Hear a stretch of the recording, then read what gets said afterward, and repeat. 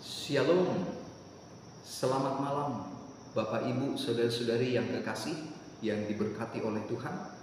Salam jumpa kembali. Saya berdoa dan berharap saudara dan saya saat ini dalam keadaan baik dan sehat dan diberkati oleh Tuhan. Tentunya sepanjang hari ini kita sudah melakukan berbagai aktivitas masing-masing kita, sehingga kita boleh tiba di pertengahan minggu di dalam malam ibadah kita, dalam malam permintaan doa. Satu sukacita ketika kita akan merenungkan kebenaran firman Tuhan bersama-sama, mempelajari firman Tuhan yang boleh membangun iman rohani kita untuk semakin lebih dekat dan setia kepada Tuhan di dalam menantikan yang panjang kedatangan Yesus kali yang kedua yang sudah tidak lama lagi. Biarlah kita terus berharap kepada Tuhan, terus berdoa, tetap berdoa. Dengan demikian rohnya yang akan terus menuntun kehidupan saudara dan saya untuk kita semakin lebih melekat kepada Tuhan. Sebagaimana peristiwa-peristiwa saat ini yang terjadi di luar, itu menandakan bagaimana Yesus akan datang. Yesus akan datang kali yang kedua, sudah hampir di ambang pintu.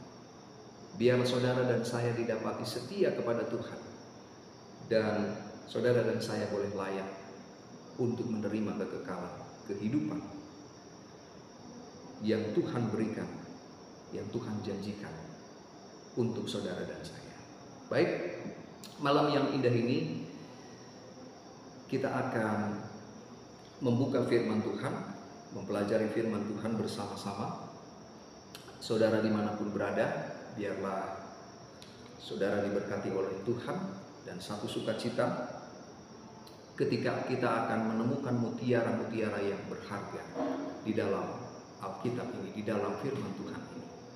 Ya, saudara tentunya mempunyai idola, ya, fans berat katanya seperti itu. Kalau orang-orang muda bilang, ya, saya fans berat kepada si A. Atau saudara mempunyai idola artis, ya, baik artis Indonesia ataupun mungkin artis luar negeri, di mana tentunya saudara mengikuti segala gerak-geriknya, mungkin gaya tatanan rambutnya, gaya bicaranya, gaya jalannya, ya. Bahkan mungkin makanan kesukaan daripada yang saudara idolakan itu, saudara juga meniru, ya. Mungkin saudara juga punya guru favorit di sekolah, di bangku perkuliahan, punya dosen favorit, ya, atau saudara punya pengkhotbah favorit, ya, seorang pendeta, seorang hamba Tuhan. Itu adalah hal yang lumrah, hal yang umum, yang baik, ya. Tetapi pada perjalanan seiringnya waktu berjalan, ketika apa yang kita lihat dan saksikan, idola kita itu jatuh ke dalam kesalahan, mungkin ke dalam dosa, sehingga kita mengelus dada, ya. Mungkin terenyuh, kok bisa, ya. Dan mungkin kita menangis. Yang tadinya kita ikuti segala gerak-geriknya, tetapi pada akhirnya kita boleh menangis, ya. Tetapi akhirnya kita berkata bahwa, atau mungkin orang berkata, kan dia masih manusia, dia juga manusia. Nah, itu sering kali kita mendengar hal seperti itu, ya. Dan benar saja, di dalam gereja pun ketika seorang pengajar Alkitab mungkin di kelompok peduli, kamu ketika kamu ikut dalam kebenaran ini, jangan lihat saya sebagai hamba Tuhan atau melihat orang-orang di gereja, kamu hanya lihat kepada Yesus, fokus kepada Yesus untuk menguatkan mereka, untuk menguatkan saudara dan saya, ya. Tapi pada kenyataannya kita masih hidup di dunia nyata, di dunia ini, ya. Kita lihat orang-orang, apakah orang-orang itu mengecewakan atau bisa menguatkan, ya. Banyak terjadi di dalam gereja hanya dengan kata-kata yang kurang berkenan di hati, sehingga mereka tidak lagi datang ke gereja, menyakiti, ya. Inilah yang sering terjadi. Tetapi malam ini saya akan menyuguhkan bagaimana mengikuti teladan Yesus. Memang tidak mudah kedengarannya untuk mengikuti ini, karena seringkali setan mengintimidasi, menghakimi kita, ya, menyudutkan kita. Kamu tidak akan mampu menuruti Tuhan, kamu tidak akan mampu mengikuti tabiat seperti Tuhan, ya. Itu yang sering dibisikkan. Tapi kita bisa berkata, saya atau saudara dan saya mampu oleh karena pertolongan Tuhan. Amin. Guru pemberi teladan terhebat yang pernah hidup di bumi adalah juru selamat saudara dan saya, Yesus Kristus. Dia mengundang saudara dan saya untuk mengikuti teladan sempurnanya, mengetahui bahwa Yesus telah memberikan teladan kepada saudara dan saya untuk diikuti, dan bahwa Ia sangat mengasihi, ya, saudara dan saya adalah dasar yang sangat kuat bagi kita untuk mengikuti jejaknya dan berbuat seperti yang Yesus berbuat. Baik, kita akan membuka firman Tuhan di dalam Injil Yohanes pasal yang ke-13 ayat 15. Dikatakan di sini, sebab aku telah memberikan suatu teladan kepada kamu, supaya kamu juga berbuat sama seperti yang telah kuperbuat kepadamu. Dan di tempat yang lain, di dalam kitab yang lain, 1 Petrus 2 ayat 21 katakan, sebab untuk itulah kamu dipanggil, saudara dan saya dipanggil, karena Kristus pun telah menderita untuk kamu dan telah meninggalkan teladan bagimu, supaya kamu mengikuti jejaknya. Nah, ini dia. Jadi ketika kita melihat jejak Yesus, kita ikuti jejak itu terus dan terus.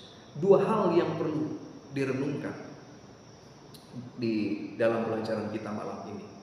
Yesus memberikan teladan supaya saudara dan saya yang pertama berbuat sama seperti yang telah diperbuat Yesus, ya, untuk saudara dan saya.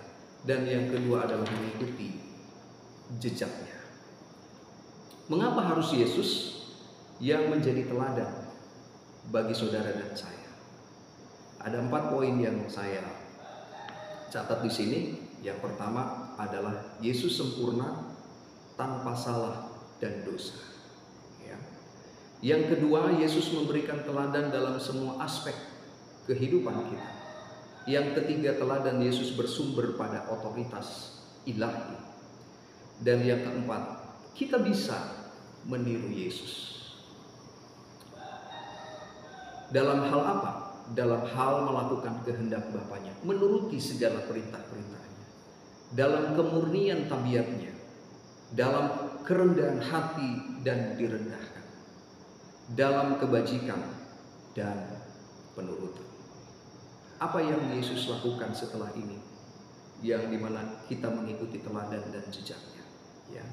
Kita hendaknya di setiap kesempatan bertanya kepada diri sendiri, apa yang akan Yesus lakukan, dan kemudian menjadi lebih berani menindaklanjuti jawabannya. Dan saudara dan saya, kita diajak untuk hidup dengan perhatian yang lebih besar pada kehidupan dan teladan Yesus Kristus, khususnya kasih dan penurutan yang Yesus tunjukkan. Jika kita ingin mengikuti teladan Yesus dan berjalan di jejaknya, kita harus berupaya untuk melakukan hal-hal yang sama, mengikuti pola yang telah Dia berikan. Ya. Dan di sini saya melihat searching di Google bahwa, ataupun definisi kata teladan, ya, dalam Kamus Besar Bahasa Indonesia, di sini dikatakan, dijelaskan sesuatu yang patut ditiru atau baik untuk dicontoh. Tentang apa? Tentang perbuatan, kelakuan, sifat, dan sebagainya. Nah, ini dia. Saat ini saudara dan saya diajak. Siapakah yang saudara idolakan saat ini? Ya, mungkin saudara saat ini boleh jadi mengidolakan seseorang, terus mengidolakan, meskipun mungkin sudah jatuh ke dalam dosa orang itu yang saudara idolakan. Tapi bagaimana ketika kita melihat Yesus, berfokus kepada Yesus yang adalah maha teladan, itu adalah maha guru itu. Dengan demikian kitalah atau saudara dan saya makin kurang, saudara. Kurang dan kurang. Ya, ketika kita melihat Yesus. Dan di sini ada beberapa contoh teladan. Yang pertama adalah Rasul Paulus, ya. Jadi para murid dan rasul mengikuti teladan Yesus dan menjadikan diri mereka teladan. Di antaranya adalah, salah satunya adalah Rasul Paulus. Di dalam 1 Korintus pasalnya yang keempat ayat 16 mengatakan, sebab itu aku menasehatkan kamu, turutilah teladanku. 1 Tesalonika 1 ayat 7, sehingga kamu telah menjadi teladan untuk semua orang yang percaya di wilayah Makedonia dan Akhaya. Jadi kehidupan Rasul Paulus adalah kehidupan seperti Kristus. Ketika dia ditangkap oleh Kristus Yesus, dia bertobat sungguh-sungguh dan dia mengikuti apa yang Yesus ajarkan kepadanya. Bahkan di dalam sepanjang kehidupannya dia selalu menderita. Kok ia mau menderita? Karena ada upah, ada mahkota yang menantikan, yang akan diberikan kepada Rasul Paulus dan juga kepada saudara dan saya ketika kita menderita, memanggul atau memikul salib di dunia ini. 1 Timotius 4 ayat 12 ini adalah ayat yang sering kita dengar, khususnya untuk orang-orang muda, ya. Jangan seorang pun menganggap engkau rendah karena engkau muda. Jadilah teladan bagi orang-orang percaya dalam perkataanmu, dalam tingkah lakumu, dalam kasihmu, dalam kesetiaanmu, dan dalam kesucian. Saudara dan saya, ini adalah suratan yang hidup, yang orang boleh berkata, siapa sih yang baik itu? Oh, dia adalah pengikut Tuhan Yesus. Dia adalah orang Kristen, ya. Tapi kadangkala di dalam perjalanan hidup ini miris kedengarannya, saudara. Justru orang-orang Kristen lebih jahat daripada orang-orang dunia. Kenapa? Karena lebih menuruti keinginan dirinya, bukan keinginan Tuhan. Bukan mengikuti teladan daripada Yesus, bukan mengikuti jejak langkah Yesus. Ketika saudara mengikuti teladan Yesus, mengikuti jejak langkah Kristus, sehingga pancaran sorgawi, terang sorga itu akan melingkupi hidup kita. Orang lain akan melihat di dalam kehidupan kegelapan mereka, dan kitalah adalah terang itu. Dan saya ulangi, di dalam 1 Petrus 2 ayat 21 kita buka dan baca bersama-sama. Sebab untuk itulah kamu dipanggil, karena Kristus pun telah menderita untuk kamu dan telah meninggalkan teladan bagimu, supaya kamu mengikuti jejaknya. Ya. Apa artinya ini? Yesus Kristus telah memberikan teladan kepada murid-muridnya untuk berbuat sama seperti yang Yesus buat dan mengikuti jejaknya. Murid-muridnya memberikan teladan kepada semua orang, dan saudara dan saya diundang oleh Yesus untuk mengikuti jejak dan teladannya kemanapun dan dimanapun saudara berada. Biarlah saudara memancarkan kasih Tuhan kepada banyak orang, sehingga kita boleh terus memancarkan tabiat karakter Tuhan, karena itulah yang akan kita bawa ke dalam kekekalan, ke dalam kerajaan surga. Ketika kita berfokus melihat kepada Yesus, memandang terus kepada Yesus, menggunakan mungkin kacamata kuda, fokus ke depan, saudara dan saya akan makin kurang. Kenapa saya katakan makin kurang? Karena keberdosaan kita. Kita membutuhkan Yesus. Kita harus mengikuti teladan daripada Yesus, mengikuti jejak dan langkahnya. Dan di ayat yang terakhir di dalam 1 Korintus 11 ayat 1 katakan, jadilah pengikutku sama seperti aku juga menjadi pengikut Kristus. Dan di terjemahan yang lain, di dalam Today's English Version dikatakan, "You must follow my example as I follow the example of Christ." Ya. Jadi kita harus, ya, satu keharusan mengikuti teladan daripada Yesus. Itu harga mati saudara dan saya. Sehingga kita boleh tetap setia ketika kita memang memandang terus kepada Yesus Kristus. Karakternya, kehidupannya, jejak dan langkahnya, itulah yang menjadi teladan untuk saudara dan saya. Karena Yesus tak pernah bersalah. Yesus adalah satu-satunya manusia yang suci yang pernah hidup di atas dunia ini. Dan dialah satu-satunya yang kita harus teladani, kita harus ikuti. Dan yang terakhir, di dalam aplikasi kehidupan saudara dan saya, Kristus menjadi teladan yang sempurna dalam tindakan dan perilaku untuk semua yang dituntut dalam Alkitab. Menjadi seperti Kristus adalah tujuan utama saudara dan saya.